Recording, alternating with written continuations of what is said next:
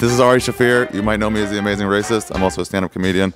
You're listening to Laugh Attack on XM set, whatever.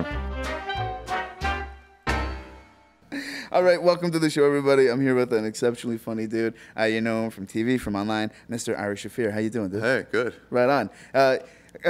You must be tired of hearing this by now, but you were, I knew you at first as the Amazing Racist. Yeah. Yeah. How did that come to be? It was actually the people that did it, that put it together, had this idea for like this light version of just some guy who's like a little racist.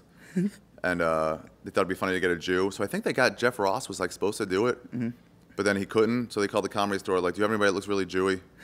And he was like, yeah, Ari. So they called me and they told me what they want. I was like, that's cool, but how about we do something like super harsh? Like, let's go for it if we're gonna fucking go for it. And they're like, what do you mean? So we just brainstormed for a few days.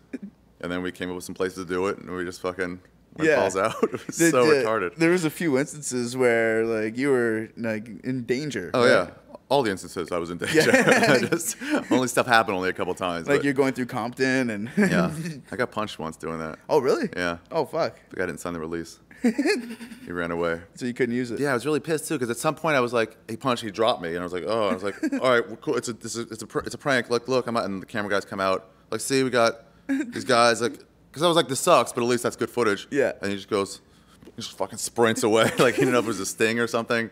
And then another time I got slapped around by this Amtrak driver. He got out of his car. We were doing this, we were like cross the train tracks. We found the train tracks. Yeah. And we're like, oh, I'm going to the bad side of town. And then he gets out of his car, stops. Oh, fuck no, this Mexican guy just throws me against a fence and starts like slapping. And I'm like, ow, it's a joke, it's a joke. And they all come out and he was like, oh, okay, that's funny. And he was slapping you? Yeah. He was like, fuck this. That's fucking humiliating, man. Yeah. Punch is one thing when you got a grown man slapping that's you. When I had the hood on. Yeah.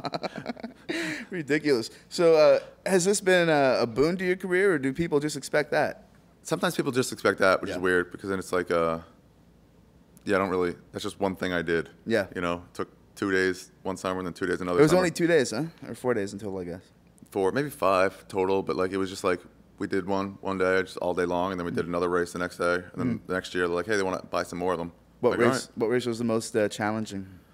The black one was the toughest. Yeah. I think that was the first one we did, and my heart was just beating like crazy. Yeah. It was like, this is nuts. It has to be nerve-wracking. Yeah. I'm just like the whole time. I don't have the balls to do what you did. Yeah. I don't either. At some point I was like, oh, we're really doing this, and it was like I couldn't back out, I guess. Yeah, yeah. And the Mexican one was kind of easy, but it was the harshest one. Yeah. It's the one that gets me the most death threats. You get death threats for it? All the time. Oh shit. Letters and stuff, and I would get phone calls. My friend Duncan put my back when before these came out. Yeah. He put my number on his website. He said, if you prank call my friend Ari Shaffir, I'll give $20 if you record it to the best one. Yeah. He's also, he sleeps between 4 a.m. and 12, so call him between those hours would be better. And no one ever called. But that was on the internet, so when people started Google searching my name, that was like the first thing that came up. You didn't have to click on the link. My number was right there. So I just get all these phone calls, but I loved them. I just had to get a caller ID, so I didn't answer anything I didn't know, but it was just like, yeah, people are like, I'll build a deck in your ass, Holmes. I'm like, all right, cool. Come to my neighborhood and try that. You won't get away with your life. I love those. That's my favorite, because I'm like, are you saying your people are inherently more violent than other people? That seems really racist. That's your argument against racism. Laugh Attack.